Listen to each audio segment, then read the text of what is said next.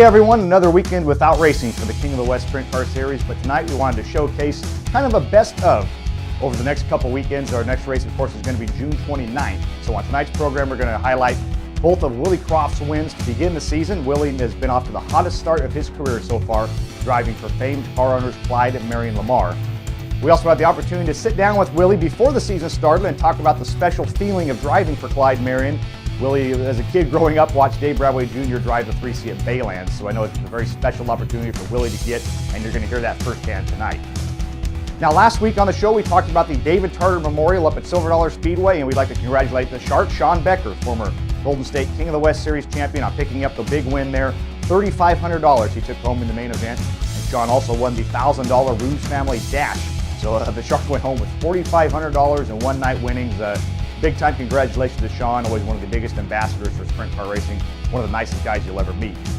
Now, in honor of Sean winning last Friday's David Tartar Memorial, we also wanted to showcase a Kading Performance flashback tonight, taking a look back at Sean's championship weekend back in 2005 when he wrapped up the Golden State King of the West title, driving for car owners Duke and Scott McMillan.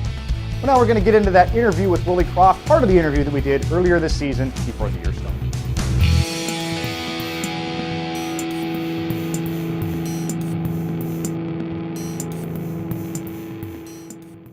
Well, everyone, the 2013 King of the West Series season is fast approaching, with our season opener coming up on Saturday, April 20th at the Antioch Speedway. And tonight we're pleased to be joined in the shop by one of our title contenders this year, Mr. Willie Croft. Thanks for taking the time with us tonight, Willie. Yeah, thank you.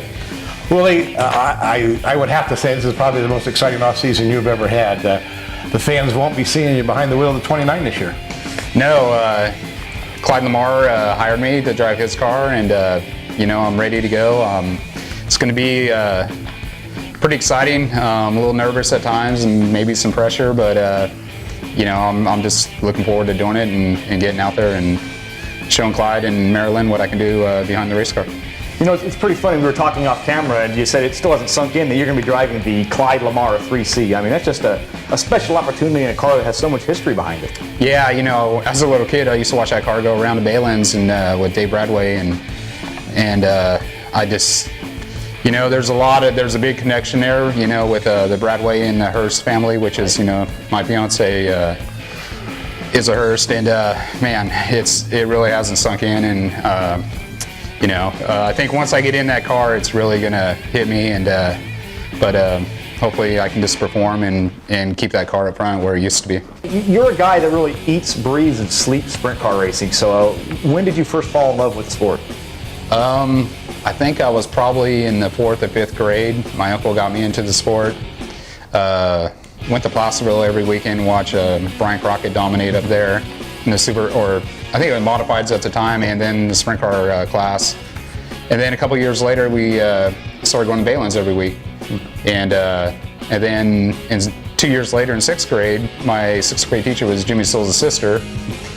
Got to meet Jimmy that year, and really just that's what I wanted to do. That's what I took a liking to, and just followed it from there. Now, you guys, I believe, have a pretty aggressive schedule planned. I know the last couple seasons you primarily focused on just the King of the West Series with your own 29, but can you let the fans know about what kind of a schedule you guys have on tap? Yeah, I just got a schedule a couple nights ago, and so far it's got 56 races on it that consist of all the Outlaws in California, all the KWS, some Civil War, some open shows, Trophy Cup, Fall Nationals, Silver Cup. I got all kinds of stuff on there, and I was hoping maybe I can fit some of my car, into some of that, on our off nights. But I don't think we have an off night, so which is good. So I just want to race and do as much as I can.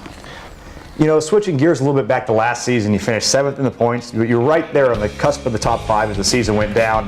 Looking back on that, what kind of a grade would you give yourself if you could give yourself any kind of a grade, Yeah, D. It was when we had 16 races and I have 5 DNFs. I mean, that it's just not acceptable. It's whether it was I got in a crash or had a part failure or whatnot, flat tire.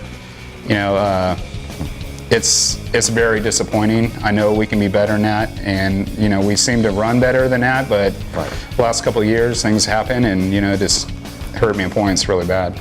I know we talked towards the tail end of last year, and we were talking about just that. you kind of calculated if this would have happened or that would have happened. And it was just little things. It wasn't anything big. Yeah, we had one crash or two, but I mean, that's pretty much standard per season. Right. But it was just those little things. And do you think that was part of being an owner-driver and maybe not having enough time to work on the car and put everything together and having a crew chief and all that? Well, you know, when it comes to the motor, breaking a rocker arm, that's something you can never control. Breaking a rear end, you know, unfortunately, I probably wish I would have crashed to where I had to change the rear end out, but that never happened. So I was running the same rear end. Well, you know, you had a part failure over time, and it's something you just learn. Now I need to rotate my stuff out maybe a little sooner. But we actually only got one accident, you know, where it took us out of the main event. Everything else was either a flat tire or a part failure. So there. From what I saw earlier today, your son's going to be pretty upset with you. You're not going to be out here working in the garage. You can't bring the broom out and help you. Yeah, he loves the broom. I mean, I don't have to worry about sweeping this place up. He just drags it behind him, and he hits everything he can with it, but he does a good job of sweeping up. But no, we'll get out here and we'll tinker around and do stuff once in a while, I guess. He's ready to go. So quarter midget is, how long away is the quarter midget future for the son? Well, I suggested, you know, 4.5, 5. People will say that's too early, but we'll see. I think probably 5 years old, he's ready. I'm going to do outlaw cards. We won't do quarter midgets, but, you know, we'll do the outlaw cards and see how it goes. Hey, before we finish up here, I guess we'd have to talk about a little more about Clyde Lamar. We're talking off camera. The last time he had a hired driver full-time during a season was 1996. Think about how long ago that is and how special it is to get Clyde enthused enough to bring a car back out. That's a really cool thing. It has to be. Yeah, you know, I think Bobby McMahon was the last one to drive. Bobby McMahon. I think Paul was driving and then left to go drive for B-Pack or something, if I remember right. The Outlaws, right? But yeah, just getting them back is, man, it's great for the sport, you know, whether it was, you know, me driving or someone else. Right. And, you know, one thing I'd like to say is, you know, it's pretty emotional to drive the car. I mean, Stephen Allard he was my buddy. But, you know, I know he's looking down smiling, so. Right. It's pretty cool. I'm sure he probably helped Clyde a little bit make that choice. Steer him through Probably. Yeah. No, we're really excited, Willie, to have you next season in the 3C, such a historic car. You talked about the meaning behind it, and we're definitely happy for you. I want to thank you taking the time out for King of the West tonight, and we'd like to wish you the best of luck in 2013. Thank you, I really appreciate it, and thanks for coming out to the shop. All right, thanks, Willie, and we'll be back with more on King of the West tonight.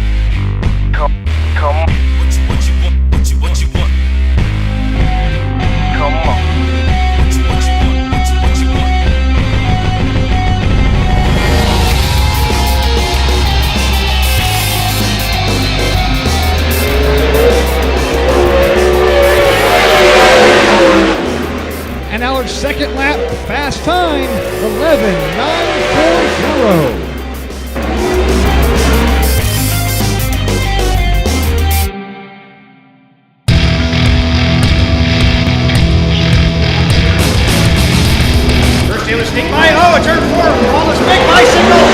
We like shades upside down.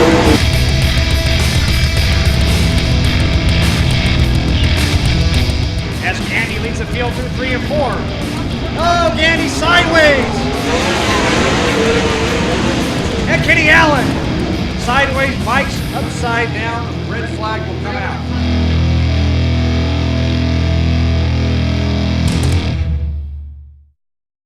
Tonight, the first of 28 rounds in the 2013 King of the West Sprint Car Series season. As the field rounds 3 and 4, this is the best of the West, your King of the West 410 Sprint Car Series on parade at the Antioch Speedway. Round number 1 set for blast off.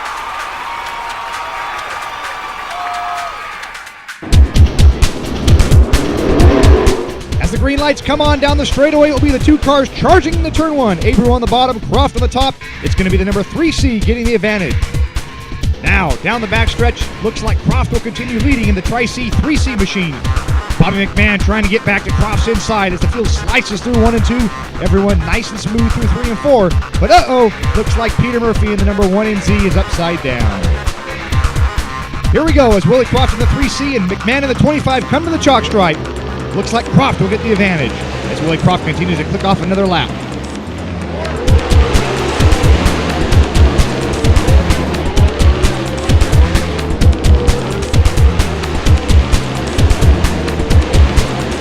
Down, 25 laps to go. Willie Croft reaches lap traffic at the number 15 at Pat Harvey. Rico Abreu in the number 24 closing in on Croft.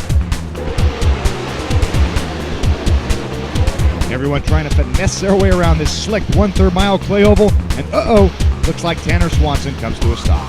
Lights out, Willie Croft will lead the field back to green.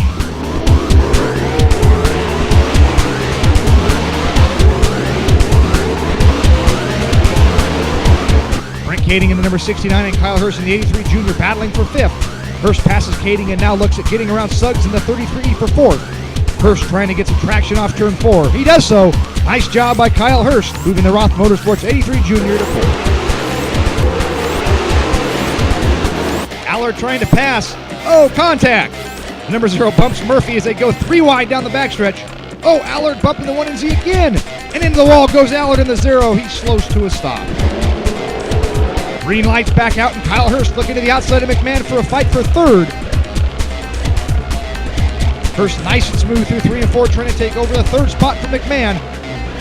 He does so. Nice job again by Kyle Hurst. We're now 24 laps down, 6 to go. We will see if Hurst can close in on Abreu for 2nd.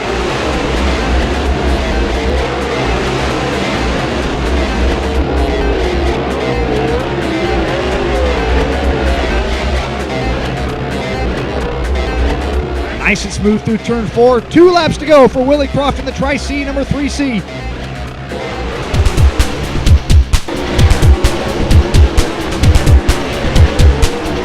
As he rounds turn 4, just 1 more time around for Willie Croft. First night with the King of the West Sprint Car Series, driving the Tri-C machine 3C.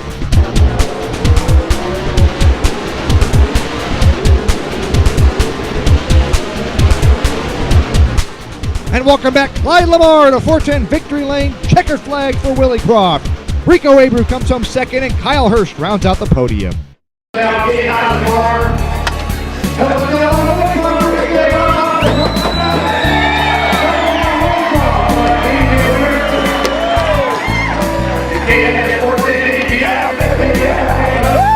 The opportunity to drive this car with somebody you can roll this for your whole life. I know you're a video you're a fan, and how does it feel to throw the car after 14 victory lane? Oh my God, it's incredible. Last night, we won. I know they were 2 in a row. Making 3 in a row, it's just a dream. I think we got to enjoy right with this one. That's it. Well, I tell you, when first people looking down on you guys, and you just make a hit, and all of a sudden, the last couple weeks, we've got great review, and the King of the West Series, anyone come here still after you didn't get the one you were close, but to start out the season, new team and good your man. You can't get rid of that. No, we can't. I mean, we went right now a lot, and we learned a lot with the team. We gelled. We decided to pull off and go run some races on our tires and try some different things. And man, totally different. Whether it's a 360 on the dry sled, heavy, it doesn't matter. 410, hard and so fast, man. Lee, I got all the confidence in him. He's giving me a great car. All my crew's been working hard, doing great.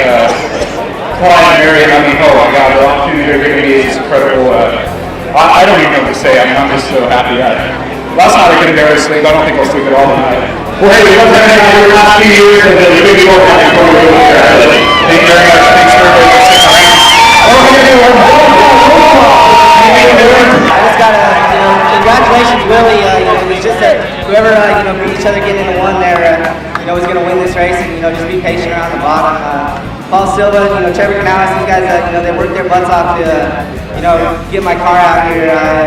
We had a tough start of the season, but, we're climbing right now. Well, we love having you out here. You learn the easy, you make this work for our also as a guy, running all over this season. I'm sure it gives you a lot of confidence and love having you out here. Yeah, I really enjoy working with Paul. He's a sharp individual. He's a hard-headed guy, and I really enjoy working with him. Well, hey, we love having you out here again, and it's going to be possible.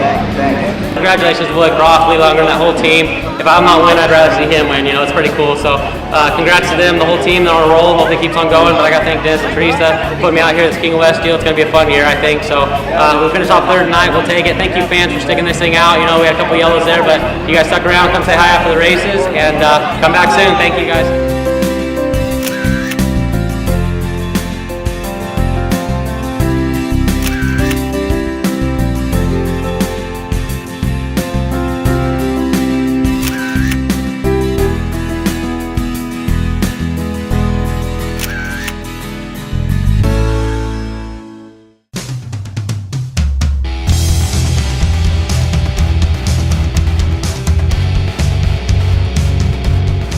Welcome back, everyone. You just saw some highlights from the Antioch Speedway. Willie Croft kicking off the King of the West Series season in victory lane, which is a very big deal for him.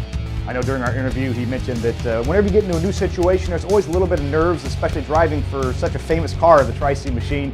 But being able to win right out of the box definitely eased those nerves for Willie, and that was a great night. The first 410 win for car owners Clyde, Marion, Lamar since way back in 1996, so it was a very special way to open the season. Now, Willie Croft wasn't done there, however. May 11th at the Petaluma Speedway during our inaugural Salute to Baylands, he picked up his second win of the season, and let's take a look at that right now. The King of the West Series event at Petaluma Speedway on May 11th marked the very first winged 410 sprint car event at the sticky 3/8 mile Gumbo Clay Oval since 2010, and everyone really was looking forward to the night.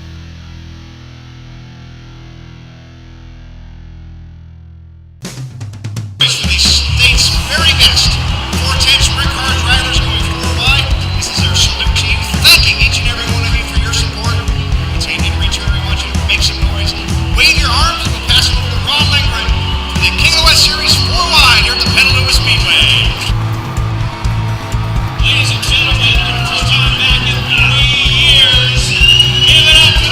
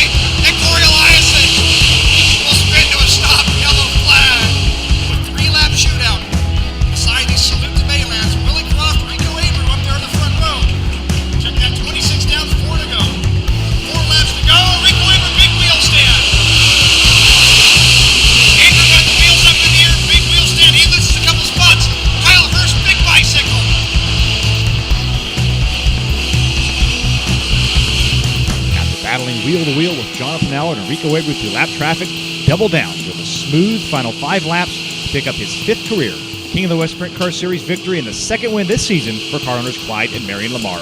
Finishing 2nd was Jonathan Allard, and 3rd went to Rico Weber. Machine team coming, Lee Lindgren. Here comes the Willie Croft, 2nd win of the season for the Tri-C Machine team at King of the West competition. And I couldn't ask for a better car. This thing, I can go anywhere I wanted to. It's awesome. Thanks to my whole crew, Clyde, Marion, everybody who's involved in this whole deal, man. We're working hard and it's paying off. Having a lot of fun. Definitely seeing the likes of, Jimmy Stills, Chuck Ernie, Tim Green, even Clyde Lamar. All these guys, I sat in the stands and watched everybody go around, and man, to actually win in front of them and just kind of passion here, passing John Allard back, that's not easy to do, and we did it, and man, I'm loving it. Like I said before, they gave me a great opportunity to drive the car, and I'm just trying to make the best of it. Man, it's so much fun. It's so much more relaxing to do it this way, and hopefully we can just continue on and win some races and keep on moving. The reason we do good is because it's a badass track, and we love these fans. They're always passionate, and I'll tell you what, it's great to be back after this many years. Hopefully your promoter sees the fact that it was a great race, and hopefully we get to come back, because I love coming here. Every time you come here, there's 2 groups. There's the bottom, there's the top. If you're daring enough, you get up top, and once I got up in the seat a bit, we got going up top. We just couldn't get enough lap traffic to get it going, and we had a bad start there, so that put us back a couple cars, but we're looking forward to coming back, and that's what we want to do. Hopefully you guys all come to the pits and get an autograph, and thank you guys for spending your hard-earned money being here. Yeah, I'm glad. I just got to thank all you fans for hanging in there with this cold weather. It was pretty cool to podium here a few times at King of the West. Working hard. Also, Eric Malice, working on my car, Willie Croft, good job. The top 3 hours. That's good.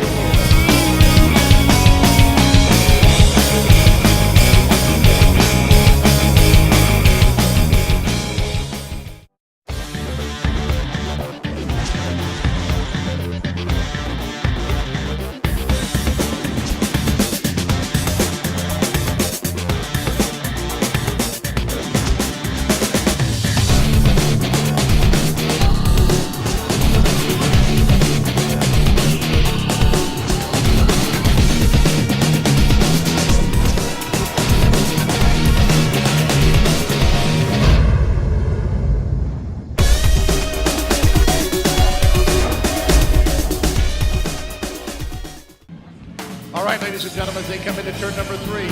Brent Rolling will bring them down. Sean Becker on the outside. We are underway, 30 laps at Petaluma. As they funnel down into turn number 1, Sean Becker and Rolling side by side down the back straightaway. Becker throws it in hard on the high side, takes the lead off for turn number 4. Back in the back, Jason Statler. Then it was Stephen Allen, that 1 car, trying to make their way through traffic. Jason Statler making it 4 wide off of 2. Statler, Allard, Chase Woods, and Fogarty. Got a car sideways, Rob Johnson sideways in 3. As the leader is in traffic once again, 24 laps down. Becker comes up on the backside of Chase Woods. They make contact. Contact between the leader and Chase Woods. Take a look at the right rear. Looks okay as Woods comes to a stop. The leader off of turn number 4. Sean Becker, the 3rd different driver to win this year. 9 cars, 10 laps, top 4, move on. Mike Wasina Jr. and Corey Lovell, your front row.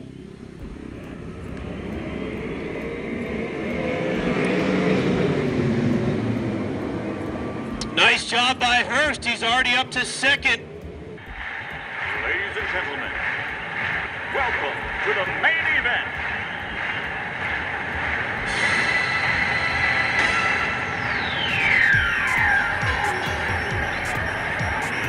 Let's get ready to rumble!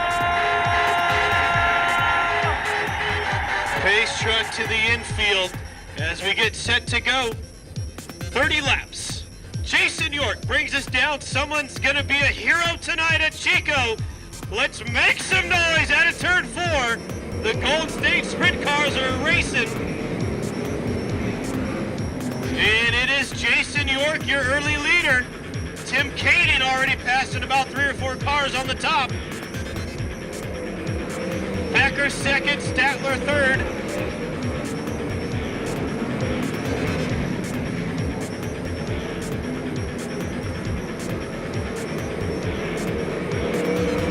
Tim Kading staying on the top. He jumps the cushion though and will lose some spots. Becker goes to the top.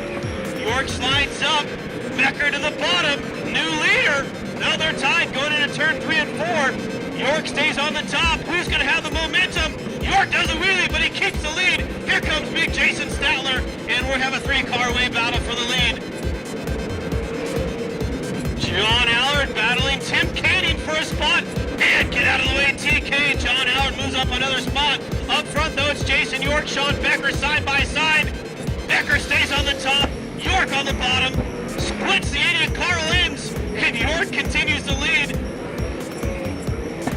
Allard to the bottom. Great 3-car battle for 4th and 5th. Now TK will go to the top. He'll go by Jonathan. Jonathan fights him back on the bottom, and there's no give up tonight. But Kyle Hurst spins around and all upside down as he was up in the top 5. Jim Skinner doing a nice job, also sitting back there. Allard hit the wheel of Kading. Here comes Forsberg as he charges on the top. And you're trying to make something happen upstairs. TK on the top. He'll move to the outside of Brett Kading. Look at Forsberg stay on the top. And Andy running the rim. Can't make it happen that lap. He'll stay to the top, but Sean Becker will take the lead away from Jason York on lap 16.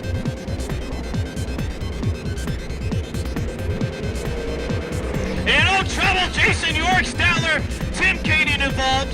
Kading will keep it going though. Nice job by Tim. And he'll keep his spot. Down the back straightaway. Your winner, Sean Becker. Of course, he came in tonight the points leader. Did not play it conservative and gets the win here tonight. Gets a hug from Jason Statler, gets a handshake from Tim Kading. And all right, his helmet's off. He gets a big hug from his girlfriend. All the go-kart kids that are out there in the stands, I mean, this is my dream to run with the Golden State, to run with the World of Outlaws, and I'm doing it. So you guys keep dreaming, and it'll happen one day. So nobody knows better than you how hard it is to win a Golden State championship. Tomorrow night, Becker has a shot to do it. Can you relate to the fans just how hard it is to win a championship in this competitive series?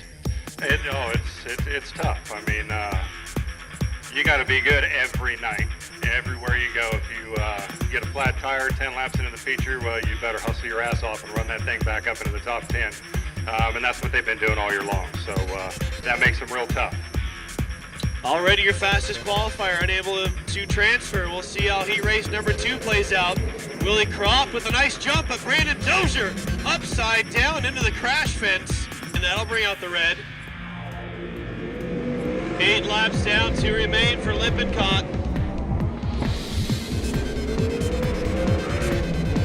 He'll have Zane right ahead of him. There's contact, and both cars upside down.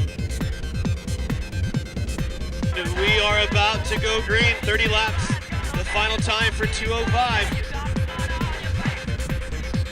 Stuart Crum and Lawrence Endlin out of turn 4. We're racing. Stu Crum with the lead. He bounces through some holes in turns 1 and 2. Rest of the field sneaks by. Lawrence Endlin trying to go to the bottom. And there's contact.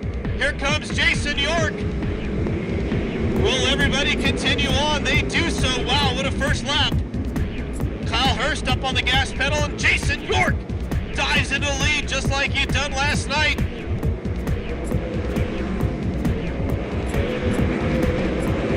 Andy Forsberg with a nice move around John Allard. He's back there at about 7th, 8th. Now Allard inside of Forsberg. They battle side by side going into turn 3.